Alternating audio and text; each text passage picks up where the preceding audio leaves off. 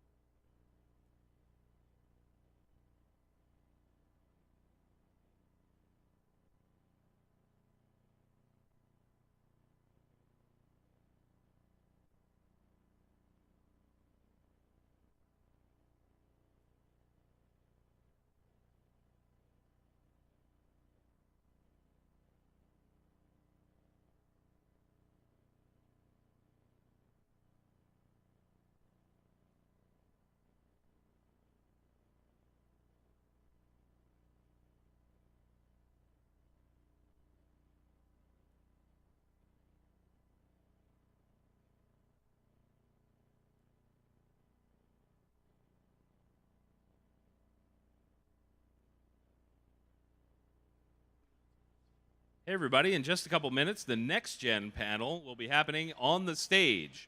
The next gen panel on the stage in just a couple minutes.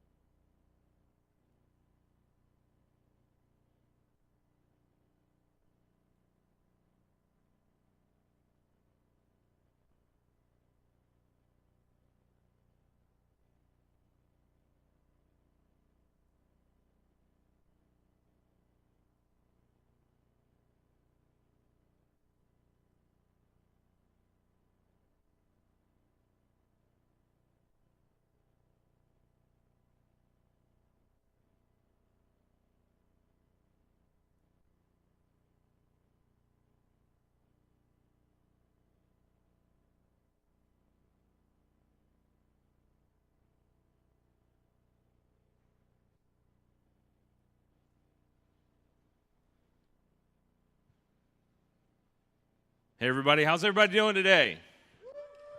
You guys having a good time at GunCon? What is this unenthusiastic? Come on, I know it's the middle of the day, you just ate a bunch. Let's hear it. You guys having a good time? Yeah, all right, there we go. Thank you so much. This is our first ever Next Gen panel. And I don't know if you can tell by this lineup, but we've got some amazing people on stage with us today. And I'm going to introduce them to you. But before I do that, I want to make sure I give a shout out to our sponsor, Black Belt Ammunition. Black Belt Ammunition is absolutely amazing. They're a new company. You really need to check them out. Black Belt Ammunition is our sponsor for this segment of the stream, and I really do appreciate it. Let's give them a big round of applause. Go check them out, Black Belt Ammunition. Thank you so much, guys. All right, now this young man right here is somebody that I just got a chance to meet in person, and we immediately just started laughing and having a damn good time. This is Gamage, social media rock star Gamage. Clap. Right. Let go. Then we've got the man, the myth, the legend, the best precision rifle shooter on the planet. Oh, no pressure. Have you ever missed a target, Joel? Never missed a target. This is Joel from Precision Rifle Network. Never missed. Then we've got my good friend from Guns Out TV, John Keys. This amazing human being right here that is forcing me to grope him against my will. Oh. This is Tactical Considerations. Everybody clap it up for Mike. Now, if you guys know anything about social media, you have seen a young man doing some trick shots that are arguably impossible for a mere mortal. This is PewView. Then we've got Captain Shoes, Jeremy WhatTheKicks, one of my favorite people clearly in the industry. I don't know what's happening. Jeremy, thanks for being here, brother. Yes. This young man right here, Alan said to me last year, he goes, hey, dude, how do I get up on that stage? How can I be more involved? And I went, you got to make more content, be involved, be hungry. You know what he spent the last year doing? Exactly that, and I appreciate it. This is SumNLikeaBoss. Alan, thank you for being here, brother. And last but certainly not least, one of my favorite people to spend time with in this industry, and I am not BSing at all. Boys and girls, this is Kevin Dixie. Now, we have microphones on the right-hand side and over on the left-hand side. Check. Oh, yeah. Okay, we've got Mine works. We've got microphones. We've got microphones on the right-hand side and the left-hand side. If you have a question, go ahead and line up right now. Get out of your seat, walk to a microphone because we're going to look. See, he gets it. Follow the lead. Everybody jump up if you've got a question. We're going to give out some extra tickets for giveaways if you actually participate. It's amazing. If you have a question, you could win more stuff. I mean, who doesn't like that? Thank you all again for being here, of course. Let's kick it off on the left-hand side. What's your question, brother? Wait a second. You ready? All right. Hey, firstly, thanks for all the hours of great content and education you guys put out. It's just absolutely fantastic. Question for you. Are you guys seeing the demographic of your audience changing at all? And if you are seeing that change, what are you doing to nurture that new audience that you've got coming in? Anybody jump in. Well, I guess I'll go first. Thanks, John. Yeah, no doubt. So I think Guns Out TV has a very diverse audience. We don't necessarily cater to just one side of the industry or community more than the other. We just try to showcase the best of the industry and the community, and we find that we appeal to people of all skill levels, people of all demographics, and mostly new shooters and people who weren't necessarily interested in firearms in the first place, because the main goal of our platform is to humanize firearms culture. So in doing that, we make the conversation a lot more palatable for new shooters. And so yes, we've seen a lot of growth specifically on our channel, and people are more open to, I guess, taking in other types of content, immersing themselves more into firearms culture and experiences, training most importantly. So yeah, from my standpoint, I think that we've seen the community grow substantially, and it's very diverse. Like, oh. I'll go. Hi, can I talk to him? Can I Who's say talking? Me? Yeah, All right. send it. So in addition to that, nothing that John said was wrong, but Perfect. let me ask you guys a question. So make this a little bit more interactive. How many of you guys have families? Wow. How many of you guys have things that you love outside of guns? Right. So when you ask about how do you cultivate, right, we have to remember something. We create things, and there is a capital part of what we do, but the most important capital is human capital. So when you ask about cultivation, integration, and paying attention to that audience, I like to take the approach of nurturing things. Yeah, we train with guns, we do all the cool gun things, but I want to talk to you about your family. I want to talk to you about other things you got going on in your life, things that you care about, and they don't have to be political, right? Where my dad's at? Dads, you ever go through stress? Put your hands down if you've never been stressed. Keep them up if you have, right? So what about, and that's just an example, not to exclude the ladies, but that's just an example, like how can we reach deeper into your life and get into who you are as a human being, and then show you the equity that you've built. We can then talk all about the guns, protecting it, Second Amendment, and all those things.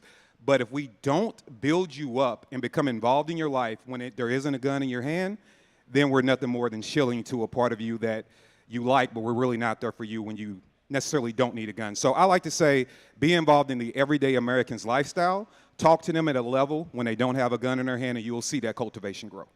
You didn't have to give the entire answer out of everyone's brain. That was nice. Yeah. Thank you. Okay, I'm sorry.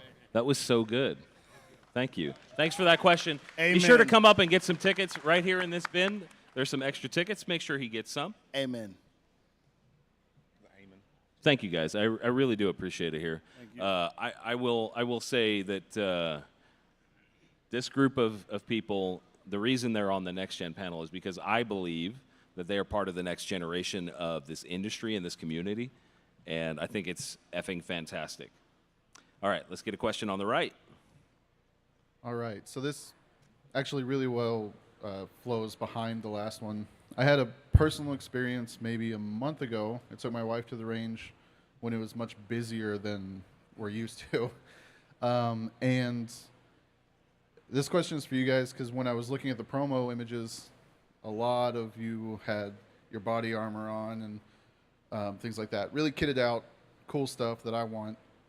But we came across somebody shooting in all that gear, and it made her uncomfortable for whatever reason. We talked about it later, and I was like, you know, train how you fight, all those ideas. But for getting those new individuals into the next generation of shooting, like the concurrent generation, getting them in, do you have any tips and tricks or tactics of like easing into the higher end kind of like, all So right, this is sort body of armor. making somebody more comfortable. More comfortable with the more, you know, invested individuals who are all kitted out. All right, let's hear it, guys. That's a great question. Thank you. Yeah, I take that one. So I come from a tactical background, and I've also been involved in a lot of training from, you know, law enforcement, military, and civilians. And one of the biggest things is we see people come in, and they're literally shaking. They've never held a gun, they've never fired a gun, and it's, you think about anything you learned in life, from language to math, everything. It's all skill stacking, skill building, and if you immerse somebody like your wife or somebody else or your husband or boyfriend or whoever it is instantly into an environment where you see meat wagons out there and kid running around shooting fast and hard, brakes, and things are going crazy, it can be a turnoff like that. I've actually heard that when training newer people. So the biggest thing is a comfortable environment. Yeah. And you can make that environment more comfortable by going to one end of the range or the other. But a lot of that is going to start in the home, teaching safety, your family, teaching safe manipulation, handling, dry firing, dry practice, all that stuff. And if you start with those basic things in the home and that comfort level of, okay, this is how you pick up a firearm, this is how you check to make sure it's unloaded, this is how you go through loading, starting that in the home before you ever go to the range and fire even that first round makes a huge difference. And then when you take somebody new out to the range, I've always found it that if you go through more, and this may not be agreeable to everybody, if you go through more than like a box of ammo for somebody's first range day that's timid, they're gonna be a little sore, it's new, they might have a little higher heart rate, a little anxiety. Go through a box of ammo, some basic stuff, and then go do something after that's fun. Reinforce that with another positive activity, go to lunch, go to a friend's house, and then talk about the experience later that night. And then you'll start that skill stacking day by day. Now we're gonna go maybe work a drill, we're gonna move the target further, and that'll kind of just build on everybody in the household. Great answer. Thanks, Mike. Hey, how do you feel about 9mm? It's everywhere. Courtesy of Black Belt Ammunition, we're going to get you a case of 9mm. Make sure you get your email address. Yeah, make sure you get your email address over to Orly on the opposite side there, and we'll take care of you. Hey, John, I like 9mm too. You can't have any. Okay. I love 9mm. Actually, I love it. to be serious, we're going to get you all some Black Belt ammo. Yeah, seriously. Awesome. Yeah, thanks to Black Belt for that. Black Come on, thanks to Black Belt for that. Black belt. Let's go. There we go. I appreciate you guys. All right, left side. Go ahead. Mine's a little more on the precision side. Seems We don't have any precision shooters, just the best. it seems to gain a lot of popularity, like in the last 5 years, 10 years, and there's a lot of more manufacturers building guns for them. A lot of new calibers being introduced. I was wondering, my question is, what are some of the new technologies you've seen that you like, even in scopes? And can maybe tell us a little bit about maybe the calibers you think will be sustained through new calibers that will maybe make it through the test of time? Yeah. But, Good question. thanks. Right on. Cool. So I'll start with technology first. You heard of the True Velocity ammo? It's the polymer case stuff. I had an opportunity to review some of that when it first came out. It's pretty interesting. It's a very specific use case. You know what I mean? It's for military, is to cut the weight. In my testing, I'm not stepping on any toes here, and I'm also a very direct person, so apologies to True Velocity, but your ammo wasn't any better than anything else that's out there. It's just that it's just that it's lighter weight. So there's some cool technology that's happening as far as that's concerned, but also just in manufacturing of ammo. So many advancements, I just honestly don't even know where to start. But with rifles and calibers and that sort of thing, of course everybody's going to talk about precision, and almost the first thing that comes out of their mouth is 6.5 Creedmoor. And it's superior to 308 in just about every way. I'll say it loud and proud. And it's not a new fad that's going away anytime soon. I mean, it's already been around for 13 years. And it was developed as a long-range precision bench rest type of caliber, and it quickly kind of took over every other category within precision. So 6.5 Creedmoor is here to stay. 308 is also not going anywhere, obviously, but if you're talking about long-range precision, stretching those distances, a round that's got the ability to buck the wind out at distance, and just all that kind of stuff, 6.5 Creedmoor is going to be a really good choice to go with. So if you're getting into it, maybe, that's a great place to start, and you could stay there probably for your entire precision shooting career, and you'd be a happy person. That's awesome. If you're looking at, Go ahead. all right, if you're looking at competition, well, then you're looking at 6mm Wildcats, 6 Dasher, 6 GT, 6 BR, those sorts of things, all based off 243, obviously. Very fast, very flat, excellent for competition. And in hunting, it's something different. And F-class, it's something different. And extreme long range, it's something different. But is that sort of? Yeah. Okay. What about scopes? I've seen they're getting more affordable. I don't want to make this too long. Okay. Thank you. Let's come up here and get yourself a ticket. I appreciate the question. Let's go over here to the right-hand side. Hello. My question mostly revolves around kind of the next. Speaking to the microphone. Next generation of YouTube viewers and kind of the younger audiences, because I know YouTube was a big inspiration to get me into the firearm industry, And with YouTube's continuous push to kind of censor that content, especially to younger audience, what do you think are some other avenues to reach out to those younger groups? Well, guys, just jump in. All right, I'll go again. So, to answer that question, my business partner and I, Sharmichael, we've talked about this since year one of Guns Out getting onto YouTube, because we faced those shadow ban issues early on. We still face a lot of suppression as far as our reach. So then we were like, okay, so what is the next iteration of that? How do we get beyond that and get maybe a little more actual FaceTime with some of our subscribers, followers, and whatnot? And this is it. You're actually a part of it right now here at GunCon. We have a similar thing. We have our own range day, and a lot of other companies also have range days, training symposiums, and events like this where you can go and you can meet like-minded people and just help to grow the community. So that's why content creators like us show up to this, because we're not only obviously creating content, but we're also meeting our followers, subscribers, meeting new friends, meeting new people that we can collaborate with and create fresh content and whatnot. So I think events is the next iteration of that, and it's starting to get more and more popular at each event. I mean, you know, as in the 2.5 to 3 years that I've been at this, I've attended everything from the smallest little local event to SHOT Show itself, and I've seen just every single event is starting to grow in patronage every single time across the board. So I think events is the next answer, and then, you know, there's a lot of talk about other private platforms standing up to where our type of content and our type of information, both educational and entertaining, will not be suppressed. So I would also keep an eye out for stuff like that. Anybody else have anything to add to that? Yeah, I'll add something. There's video and social media is good, and it does get a lot of word out really, really quickly. But if you look to your left and your right, and you look up here, you will see the most diverse community here for the Second Amendment. Right? The Second Amendment is for everybody, and that's what it was meant for. And if you look around you, there's kids, there's older, I'm not gonna say elderly, older, there's younger.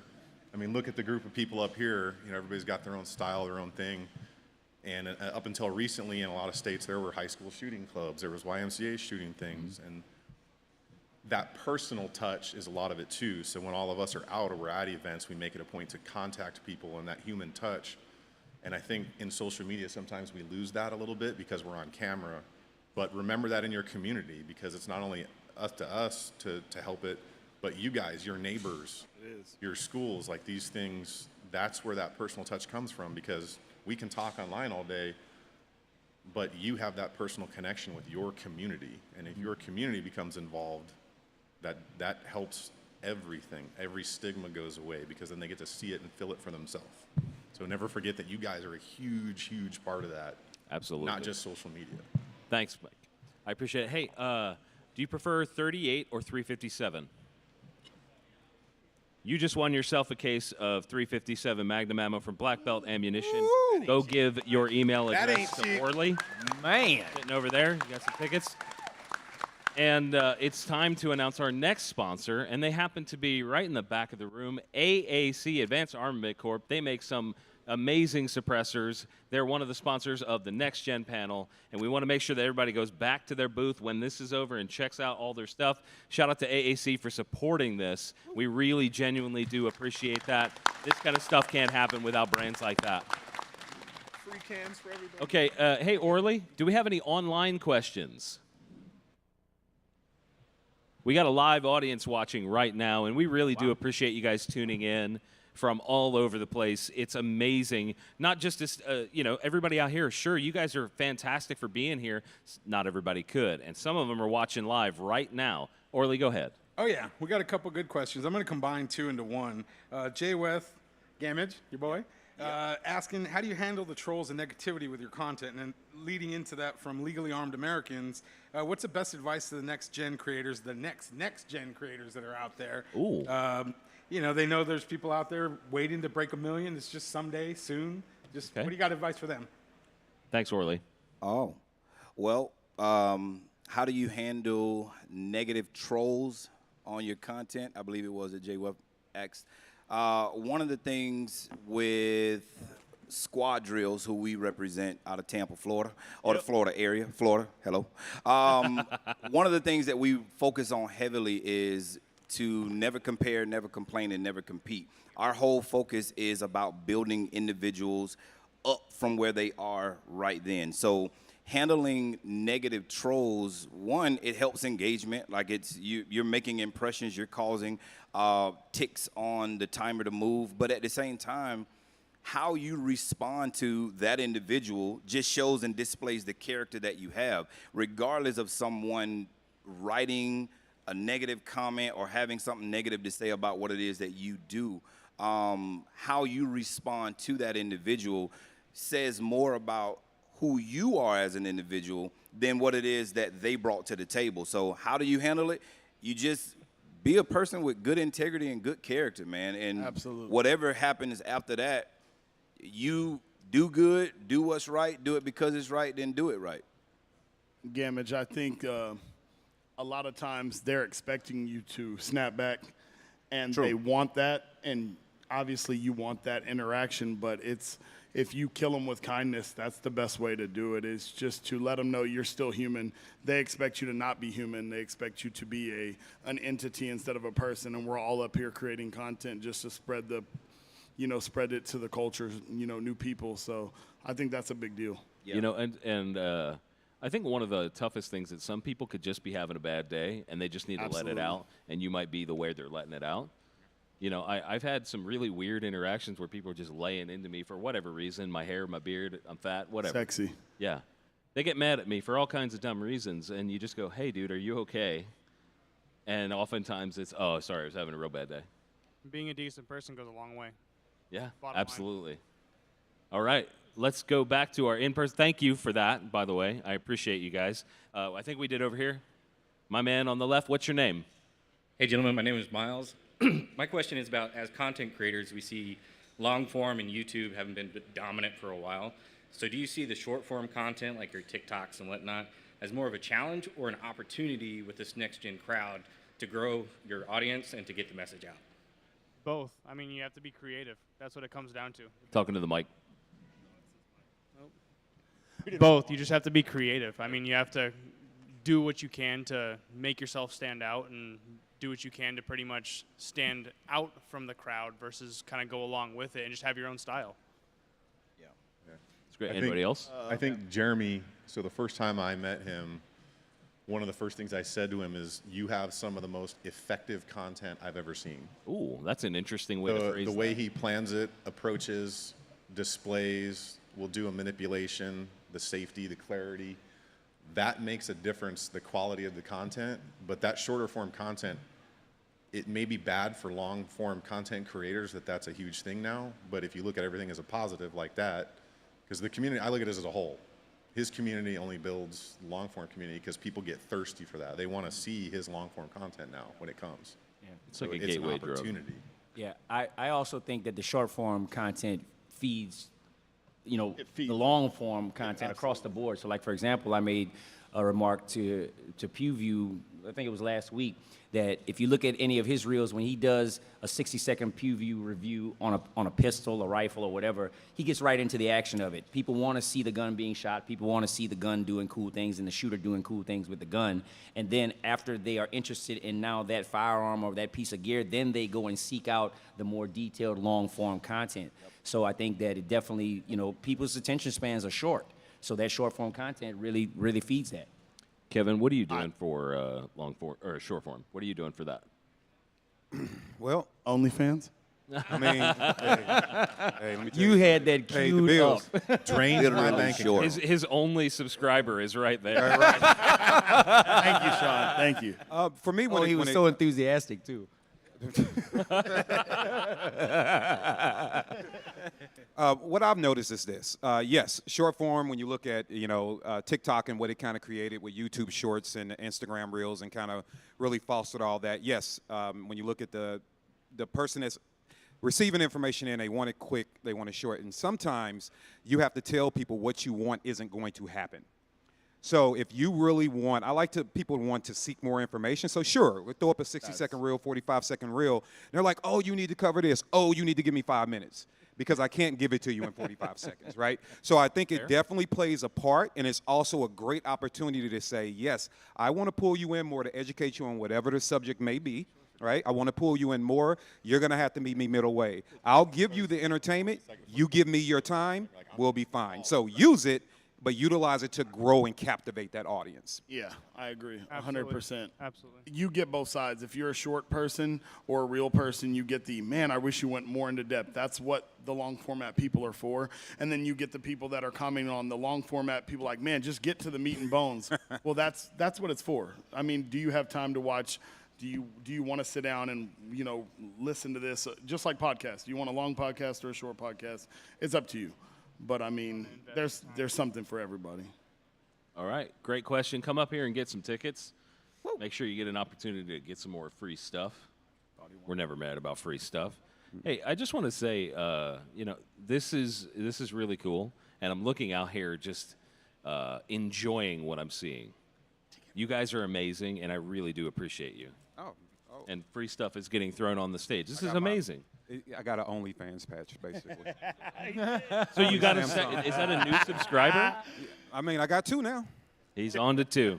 Look, that's how growth happens. It's organic. It's wonderful. got his 5. Okay, on the right, what's your name? Brandon.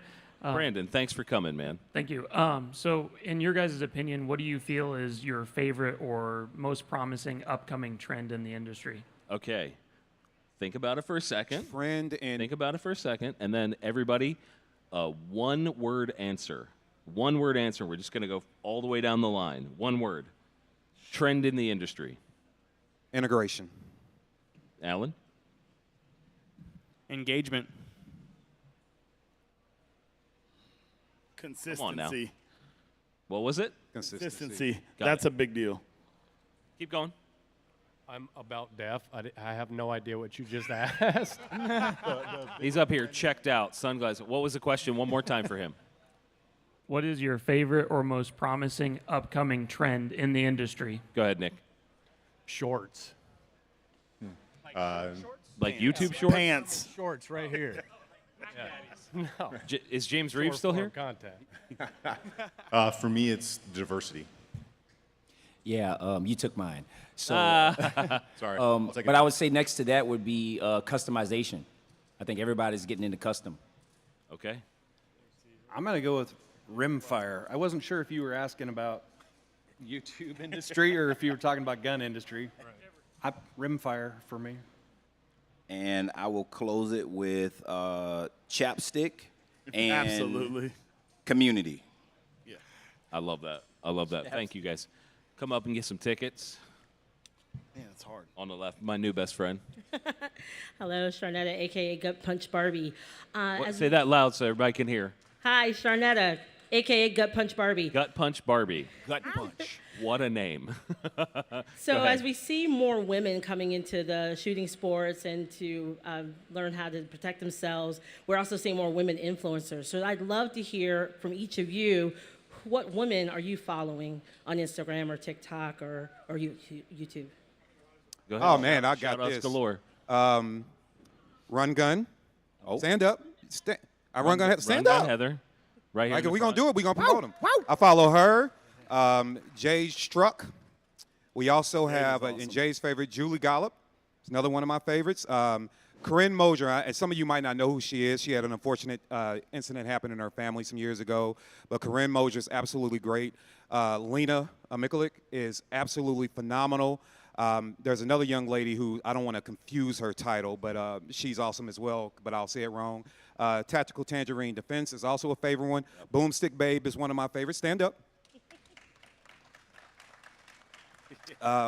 See, I'm 7 in. Jara Hutchins, Clearing the Chamber is another, and all these women have their own unique approaches to doing it, from information, education, politics, running the gun, training. So I stopped at 7, but women, and I mean this as clean as I can say this, okay?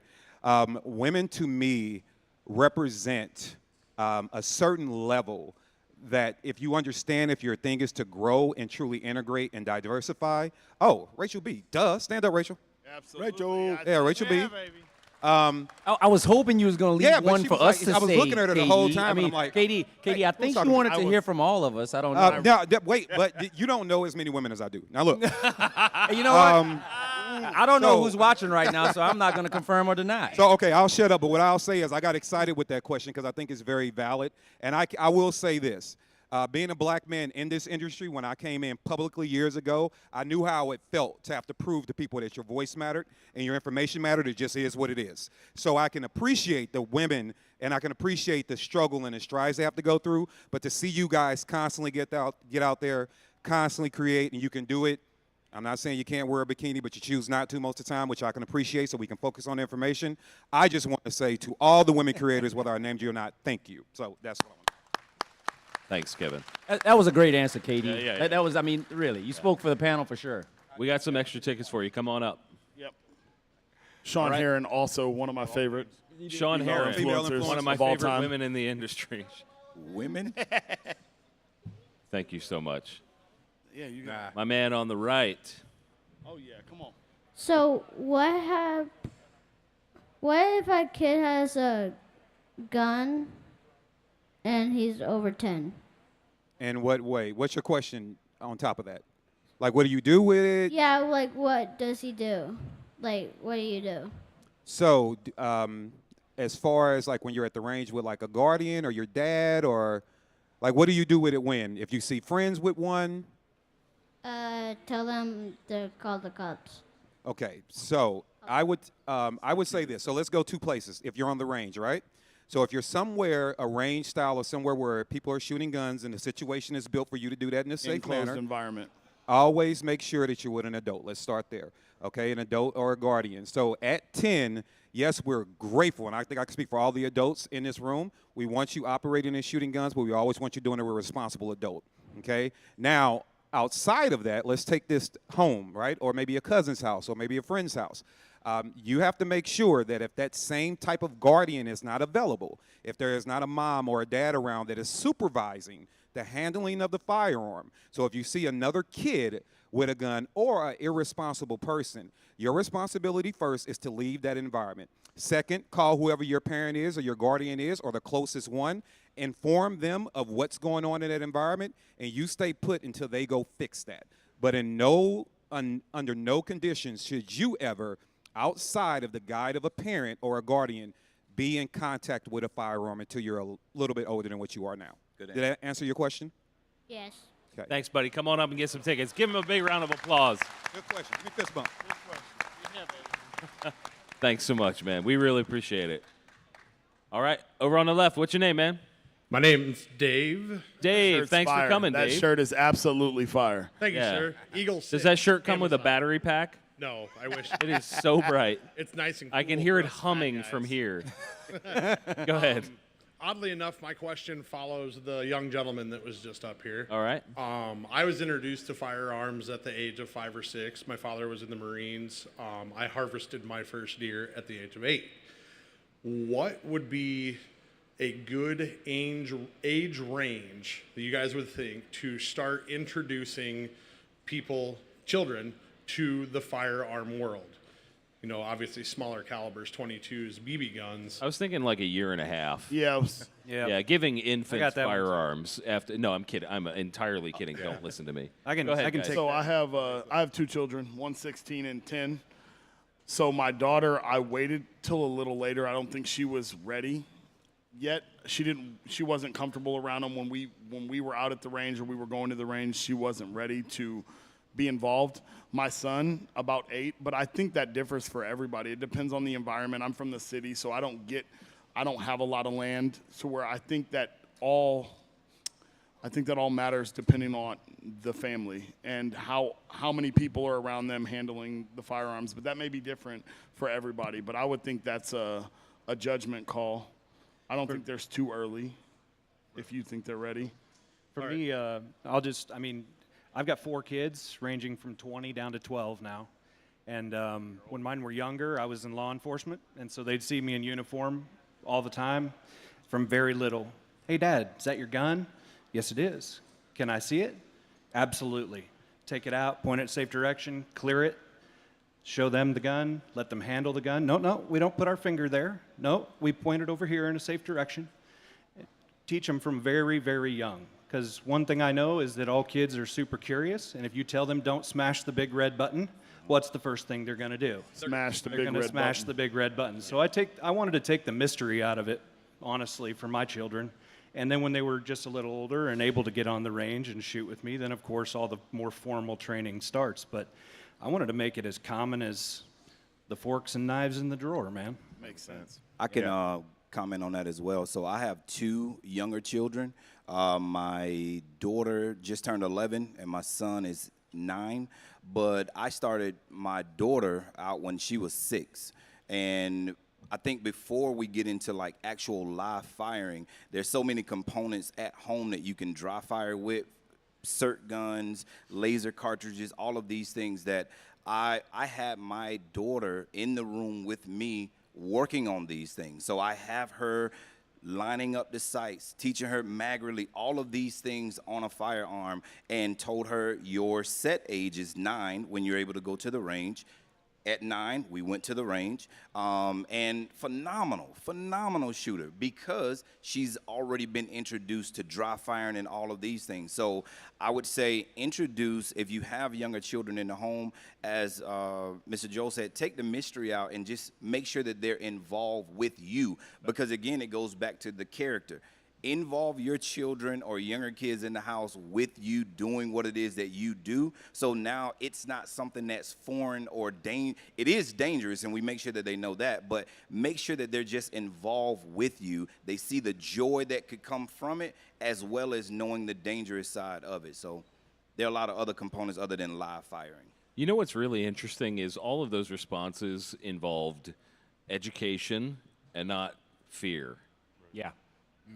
You know, I would like to actually piggyback off of that because I was going to say osmosis is one of the strongest teachers in a situation like that. And for example, you know, my son just turned 20. At 18, he started as a videographer for our channel, and he was just kind of like a B cam in the background and whatnot. And he didn't really get into more complex manipulations until recently. And when we started with him, he was so sharp. And I asked him, I said, have you been practicing on your own? He's like, no, Dad, I watch you all the time. I film you all the time. And I see the training that you go through and the things that you do on the channel when you're filming. And I just take note of it, right? And then also, because of the environment and the people and the situations and scenarios we keep him around, he knows all of the right ways to do things. So something that's wrong, it stands out. It really, really stands out. So he can also be a leader in that respect because he knows all of the right ways to do the things. So I guess keeping them in the environment and the right environment, that osmosis is going to take control and it'll come natural. That's a fantastic question. Thank you so much. Come get some tickets. Guys, I want to remind you that AAC sponsored that section of the panel, and we really do appreciate it. They're right back here by the door. Be sure you get back there and check out their suppressors. AAC, give a wave. Everybody look back there. There they are. Wave. Yeah. Awesome guys over there. We really love them. Check out the Element 3. It's a new suppressor.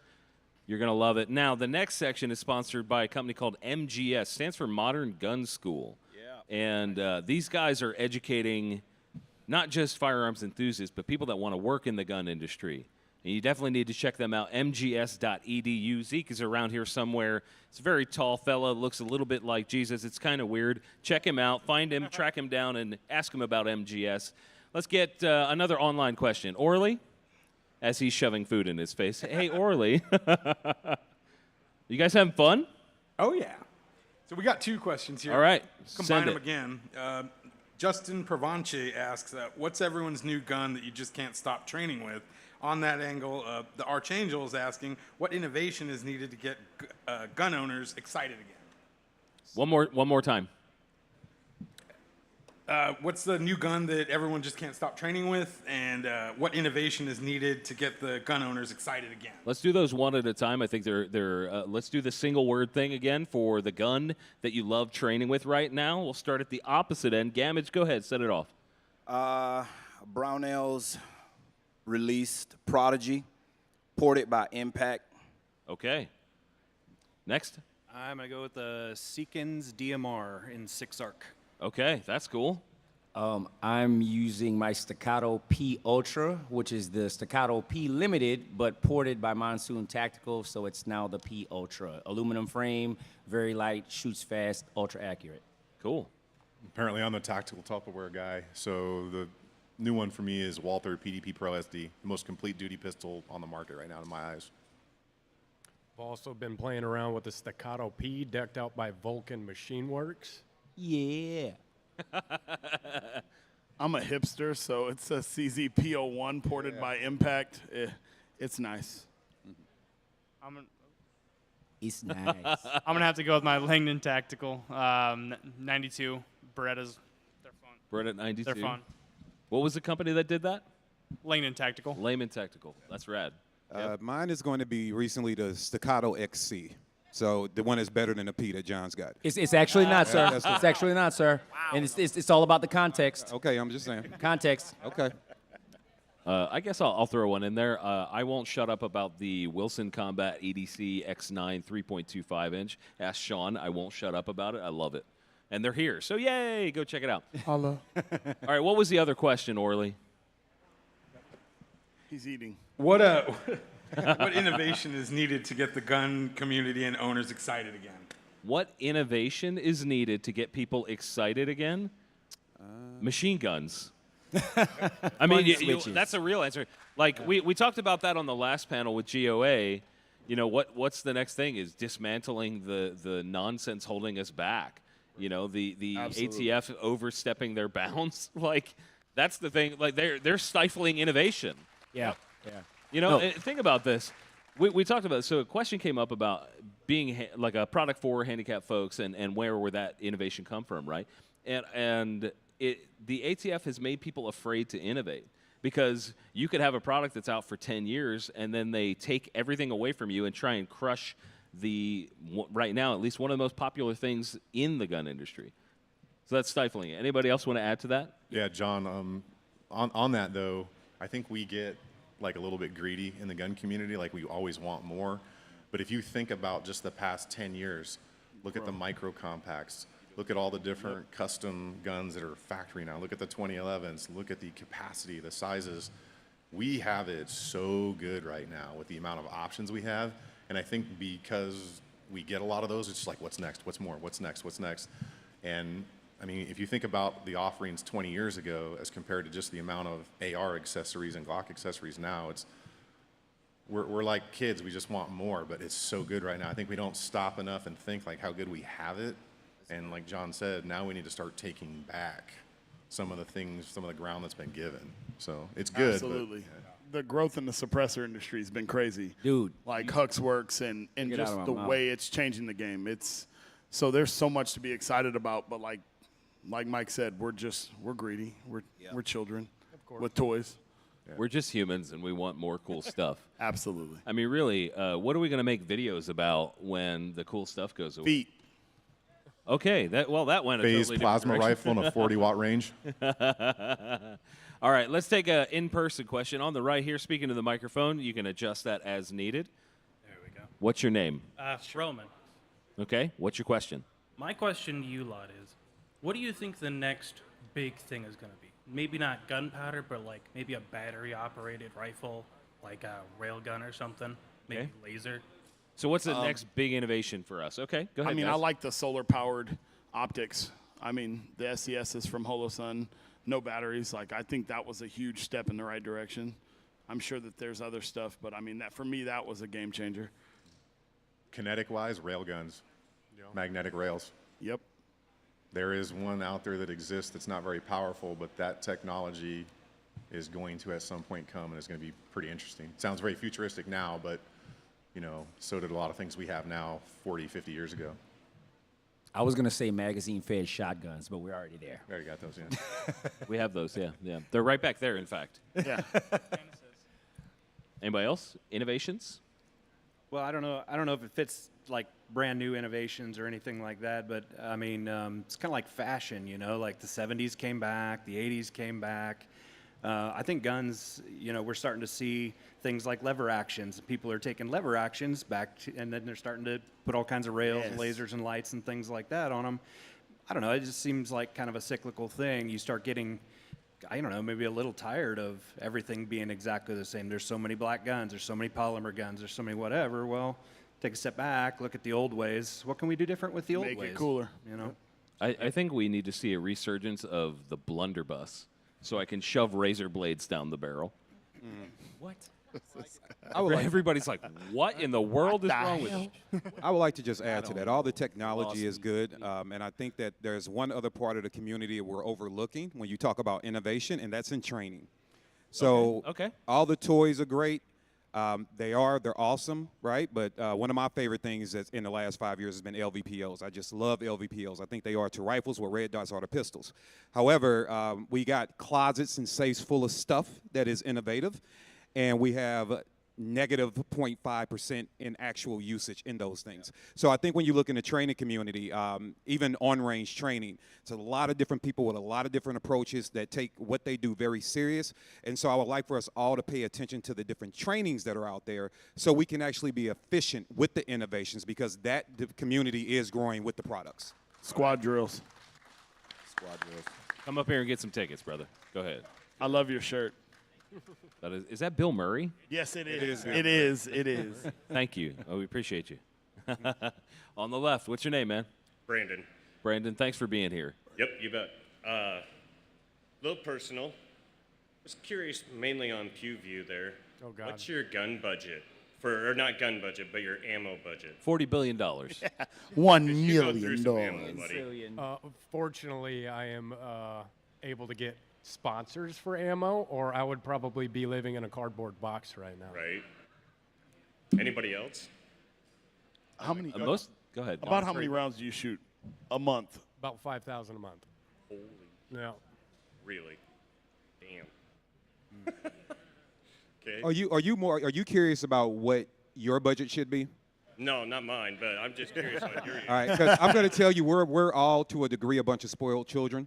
Right. So we're not going to have the exact same impact, and a lot of people that do what we have the pleasure of doing, which is serving the American people. What do you mean I have to pay for ammo? Yeah, dude, it's not going to ever be an accurate answer, but I can tell you that before I was fortunate enough to be blessed with the support that I was, I mean, man, I was spending, and this is back when ammo prices were good. This is when it was good. I mean, if I wasn't spending, $600 a month, I wasn't doing it right. Now, obviously, that 600 would be more like 12 or 13, but that's about the ballpark. But none of us are going to be able to give you a solid answer because we're a bunch of spoiled children. Absolutely. Okay. He hits every shot on the first try, so he doesn't waste a lot of ammo. That's 5,000 trick shots a month. Yeah, right on. One thing on your ammo budget, and people get caught up in round count, it's not about round count, it's quality. Ask your best competitive shooters. 80% of what happens is dry practice in the house, right? So one of the best shooters I've ever met in my life, when I was out shooting hundreds and hundreds of rounds through my rifle, he looked at me and said, if I can't accomplish in 100 rounds or less what I need to do today, then I shouldn't carry this thing. And I was like, you're right. And I went from just blasting rounds to every round I need to figure out why or what it's doing. Because a precision guy in 20 rounds is going to spend 10 times the amount of money than me, just 9 and 5.56. So always think about the quality of it, not the count of rounds. Yeah, I was just about to say, it's like depending on which rifle, because I have some that it's like $7.50 a shot. What do you have that's $7.50 a shot? 338 Lapua Magnum. Okay, that's fair. You can get if 3 I'm months not, of if I'm my not own reloading for for it, $750. But so just to answer your question, I try to stay inside of $1,000 a month for mine. I've set that based on my budget for my business, and I've set that as my limit. Now I try to reload for as much as I can to kind of cut some of those costs. Occasionally I'll get some sponsors for ammo, but the precision rifle stuff is expensive, man. It's just expensive. So yeah, I try to stay inside of that, but it's anywhere from $1 a round at a minimum, to $7 a round. Yeah, and even at $1 a round, you're kind of getting bottom of the barrel. Like, you want to get the really quality stuff with good bullets, especially in his world. Like, it costs good money. Costs good money for sure. Great question, man. Come get some tickets. Hey, Mike, Thank as he's walking, though, I'd love to say, you can walk, though. I just want to say, I still pay for my ammo. And so Hey, if there are anybody ammo in the room sponsors, So that's why you dry fire? if there's any ammo sponsors in the room, just know I'm available. But what I was going to say with that also is, it is like it's quantity. Like you could go to the range with a box of 50 rounds and get quality training in, working on double taps, working on making sure your dot's tracking. It doesn't take 1,000 rounds a month for you to hone in those skills. It takes quality work, as the gentleman has already said. So, But I want to shoot 1,000 a month. Yeah, I mean, you got to get an OnlyFans page. I mean, absolutely. Or just get a Sean Heron to follow you. And Hey-o. Hey-o. Thank you. I really do appreciate that question. Let's move it on. On the right, young man. Say your name for the people. I'm Greg. Thanks, Greg. It's good to see you here again. Yeah, no What's your question, brother? Hey, what lessons have you guys learned that helped you or made you want to get out there and share your content? So what questions have we learned to... Yeah, what lessons, Sorry, what lessons have we learned? What lessons have you learned over time that made you want to get out there and share it with the world to help them learn too? So what have we taken on that we want to share with the world? Is it Exactly. Okay. Go ahead, guys. I would say, with me, with the way that I do content, the first thing I wanted to help people understand is that cognitive dissonance is ruining our country. So we can educate, entertain, and I didn't want to be another person that just confirmed lazy bias in people. And so we talk about freedom and what we do all the time, but then we want to also be a monolith at the same time, right? So my lesson was, don't ride the gravy train that seems to work for so many other people, because then you never truly benefit the American people you're trying to reach by just going along with the echo chamber. So for me, it's all about pushing against the grain to make people better. That's a great answer. Thank you. Anybody else? For me, I'll lessons jump at once. was just seeing a lot of really the tactical internet dude that was teaching really weird things online. That I think you see the funny videos that people do, the collages of videos of like really weird stuff, and having spent a lot of time in a bulletproof vest, you kind of figure out like that's probably not a good look for all of us. So it was kind of just to, one, help normalize things a little bit more, but two, to try to put some good information out there so people can have an example, because all of us in the Second Amendment, whether you want to be or not, you have to be an example because of the stigma around a gun, especially these days. And if you don't think about that in every way when you carry a gun, whether it's concealed or open carry, you are an example to other people, and you can be a good one or you can be a really bad one, and it's completely up to you. So Yeah, I think for me, it was coming to the realization that none of us as Americans can afford to be indifferent about the Second Amendment. And I was one of those people before 2020. When 2020 happened and the world completely changed, I went from being indifferent and didn't own a single firearm to I purchased about 3 firearms in a span of 2 to 3 months. And then after those purchases, I scoured the internet for all the information that I could find about being a responsible gun owner, and I saw that there was a lot of gaps as far as how that information was being articulated and the audiences that were being reached. So in that particular moment, I saw the opportunity to not only create an environment where I could learn faster and learn from the right people, but I could also share that information with everybody else that was like myself, that was rather indifferent about the Second Amendment. And I think that's our biggest gap right now, is all of the people that aren't on one side or the other, but they're in the middle. And it's like, yeah, we like guns. We like to see guns on TV. We like to watch movies and all of these things. However, guns aren't necessarily for me. I don't hate them. I don't want them. I don't need them, whatever the case may be. So their voice is just kind of muted. So for me, it was important to come out and show how quickly you can assimilate to the community, how quickly the community will accept you and teach you, and how many people are willing to do that. And I think that it's one of those things that's opened up a lot of people's minds to what they think, how they think they feel or don't feel about firearms. Thanks, John.